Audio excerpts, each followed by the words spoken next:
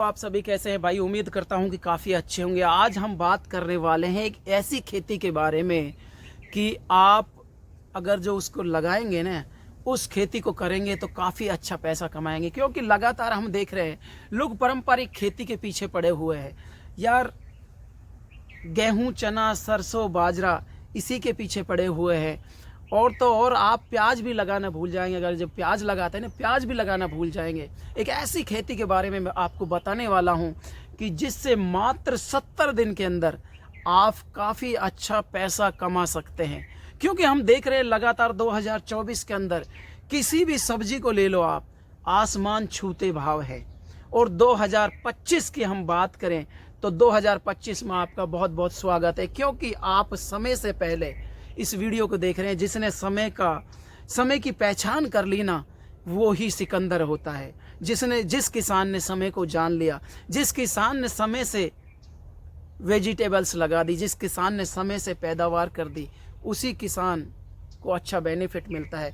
उसी के बारे में आज हम चर्चा करने वाले हैं। क्योंकि आप लगातार पारंपरिक खेती कर रहे हैं ना, उसको आप भूल जाएंगे। और आज जो मैं कह रहा हूं उसको 100% गारंटी के साथ कहता हूं कि अगर जो आपने वो काम कर लिया, उस सब्जी को लगा दी ना, तो 100% गारंटी के साथ पुनः कह रहा हूं कि भाई आप 1 बीघा के अंदर 3 से 4 लाख रुपए का प्रॉफिट आराम से कमा जाएंगे। और ये भी बता देता हूं कि भाई आप लगातार जो प्याज की खेती कर रहे हैं ना, प्याज क्या सब चीज़ को भूल जाएंगे, लेकिन उसी को लगाएंगे।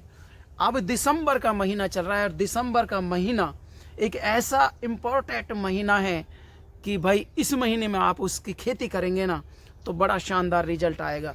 तो दोस्तों, मैं बात करने वाला हूँ उसी खेती के बारे में। इस वीडियो के साथ आप बने रहिएगा। वीडियो को पूरी देखें, बारीकी से समझाऊंगा कि यहाँ पर किस तरह से लगाना है, कौन सा सीड्स लेना है, कब लगाना है और कौन कौन सी विधि से लगाना है।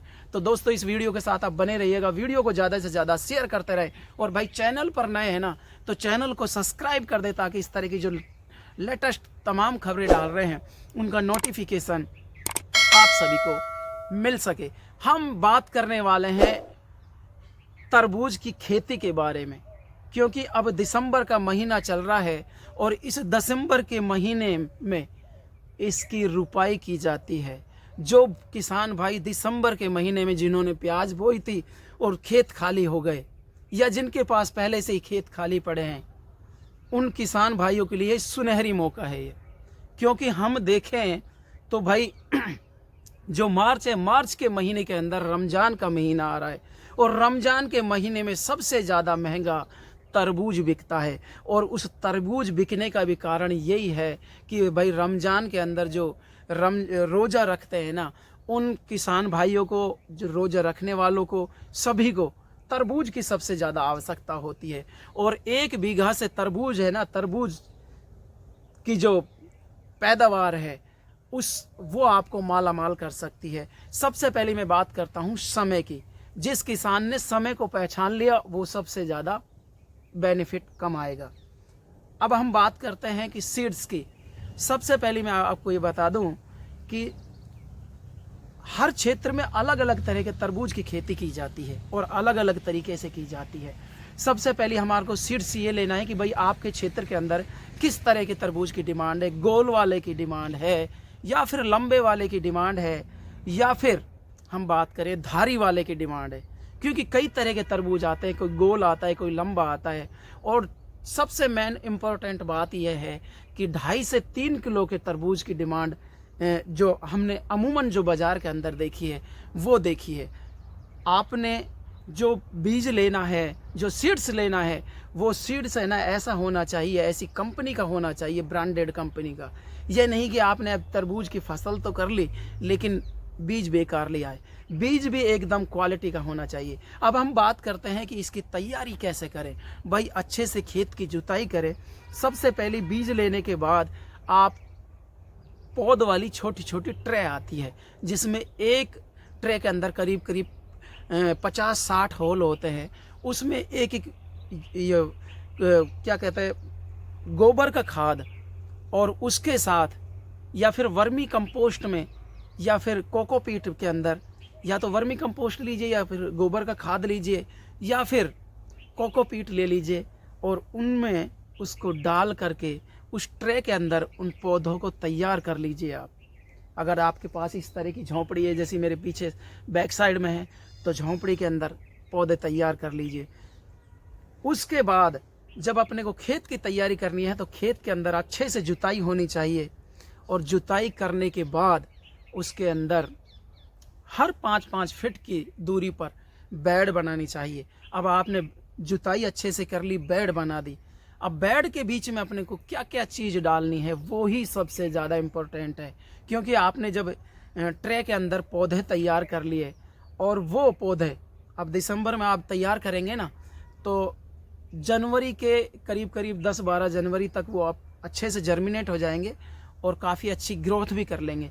क्योंकि जब अगर अपन बाहर लगाएंगे तो ठंड अधिक होने की वजह से जर्मिनेट नहीं हो पाता। लेकिन जैसे अपन झोंपड़ी के अंदर लगाते हैं या फिर कोई भी खेत के अंदर लगाया है और उसके ऊपर आपने पन्नी वगैरह ढक दी, और जब सूर्य की रोशनी आती है और तब उसको खोल दी, तो उससे क्या है कि पौधा ग्रोथ कर जाता है। सर्दियों में क्या होता है कि सर्दी के समय पर दिन छोटे होते हैं, रात बड़ी होती है, और दिन छोटे होने की वजह से धूप कम समय के अंदर निकलती है, तो इस वजह से पौधा ग्रोथ नहीं कर पाता है। इसी के लिए अपन ट्रे के अंदर उस पौधे को तैयार करेंगे और अच्छे से खेत की जुताई करेंगे। जुताई करने के बाद हर 5-5 फीट पर बेड बनाएंगे। अब बेड बना लिया आपने, बेड के बीचों बीच, हर बेड के बीच में एक नाली खींचेंगे, और नाली खींचने के बाद उसके अंदर जो इम्पोर्टेंट खाद डालने हैं, जो उस पौधे को चाहिए, जो हमको मात्र 70 दिन के अंदर एक ऐसा रिजल्ट देने वाले हैं कि आप सब तरह की खेती भूल जाएंगे। आप लगातार प्याज की खेती कर रहे हैं ना, आप ये कहोगे यार प्याज की खेती तो कुछ नहीं है इस खेती के आगे। तो उसके अंदर कौन कौन से कंपोस्ट डालने हैं मैं बता देता हूँ आपको। कि गोबर की खाद डाल दिया आपने, उसी गोबर की खाद के अंदर आप DAP मिला लीजिए, सिंगल सुपर फास्फेट मिला लीजिए, और भाई सागरी का खाद मिला लीजिए। यानी कि 1 एकड़ की मैं बात करूं तो 1 एकड़ के अंदर सिंगल सुपर फास्फेट का 2 बैग, सागरी का खाद 5, और भाई उस जो नाली बनाई थी ना आप, उसमें इसको अच्छे से, यानी कि DAP खाद ले लिया आपने, सागरी का खाद ले लिया, और सिंगल सुपर फास्फेट 2 बैग ले लिए। अब इनको है ना, जो देसी खाद के अंदर सब चीज़ को मिला करके जो आपने नाली बनाई थी ना, उस नाली के अंदर उसको भर दीजिए। अब भरने के बाद क्या करेंगे कि आपको मल्चिंग करनी है। भरने के बाद उसमें ड्रिप सिस्टम लगा दीजिए, और ड्रिप सिस्टम लगाने के बाद मल्चिंग कर दीजिए, यानी कि पन्नी ढक दीजिए। पन्नी ढकने से अपने को काफ़ी अच्छा फ़ायदा ये होगा, एक तो नमी जल्दी सूखती नहीं है, दूसरा क्या है कि खरपतवार से भी अपने को बचाव मिलता है। और जब हम हर बेड की 5-5 फीट की दूरी रखते हैं तो उससे क्या है कि बेल को फैलने में काफ़ी अच्छी मदद मिलती है। अब अपन ने बेड बना लिया, बेड बनाने के बाद उसके अंदर खाद डाल दिया, खाद डालने के बाद उसके अंदर ड्रिप वाले पाइप डाल दिए, पाइप डालने के बाद आपने उसके ऊपर पन्नी ढक दी, यानी कि मल्चिंग कर दी। मल्चिंग करने के बाद छोटे छोटे, यानी कि 1-1 फीट के बाद 1 फीट पे, आधा फीट पे आप आवश्यकता अनुसार उसके अंदर होल कर लीजिए, और होल कर करके जो आपने पौध तैयार किए थे, जो आपने तरबूज के पौधे तैयार किए थे, उन पौधों को शिफ्ट कर दीजिए। अब आप देखेंगे कि जब मार्च का महीना आएगा तो मार्च के महीने तक उसमें बेल चलने लग जाएगी, तरबूज तैयार हो जाएगा। और मार्च के महीने में जिस किसान का तरबूज चल गया, जिस किसान ने हार्वेस्टिंग कर दी ना, सिकंदर वो ही होगा। क्योंकि कभी कभी आप रिकॉर्ड उठा करके देख लीजिए, चाहे 2023 का देख लो, चाहे 2022 का देख लो, चाहे 2024 का देख लो, जब भी रमज़ान के महीने के अंदर तरबूज चला है तो किसानों को काफ़ी अच्छा पैसा मिला है। किलो की हम बात करें तो जिसकी अगर जो मार्च के अंदर तरबूज चलता है, अगर जो वो 20 रुपये किलो भी बिकता है तरबूज, वैसे तो खैर 20 रुपये से ज़्यादा ही बिकेगा, लेकिन अमूमन अपन कम से कम लगाते हैं कि 20 रुपये किलो भी तरबूज बिकता है, तो किसान 1 बीघा के अंदर, यार 1 एकड़ की भी मैं बात कर लूँ ना, 1 एकड़ के अंदर 6-7 लाख रुपए आराम से बन जाएंगे। क्योंकि ये तरबूज की खेती की ऐसी खेती है, इसको समय से जगना पड़ेगा, और अगर आपका लेट तरबूज चला है तो फिर तो पब्लिक की ओर चल जाएंगे, फिर क्या फ़ायदा। तो इसी वजह से किसान भाइयों को कहता हूँ मैं कि समय को पहचानो और समय से खेती करिएगा। ये नहीं है कि आपने देख लिया कि यार आप भिंडी का समय है यार भिंडी, अब आपने देखा कि अब की बार जो प्याज है ना, प्याज 40-45 रुपए किलो बिक रहा है, तो अगली बार ये होगा कि किसान धुआंधार प्याज लगाएगा। ऐसा नहीं, समय से जागिए, समय से लगाइए। मैं अब भी आपको कह रहा हूँ कि तरबूज की अच्छी वैरायटी लीजिए, उसके अंदर अच्छे से खाद डालिए, और मैं कह रहा हूँ जैसे आप पौध बनाइए, गारंटी देता हूँ कि 20 रुपये किलो का तो भाव आपको मिलेगा ही मिलेगा। तो ये तो थी तरबूज की जानकारी कि अपने को किस तरह से खेती करनी चाहिए। तमाम जानकारियाँ दे दी हैं। हम आपको ताज़ा जानकारी के साथ पूरी तरह से तरबूज की खेती की जाती है और हम किस तरह से अच्छा मुनाफा कमा सकते हैं। तो आपको ये वीडियो कैसी लगी कमेंट बॉक्स में ज़रूर बताइएगा। नई जानकारी के साथ हम आपको पुनः मिलते हैं। तब तक के लिए जय हिंद, वंदे मातरम, जय जवान, जय किसान।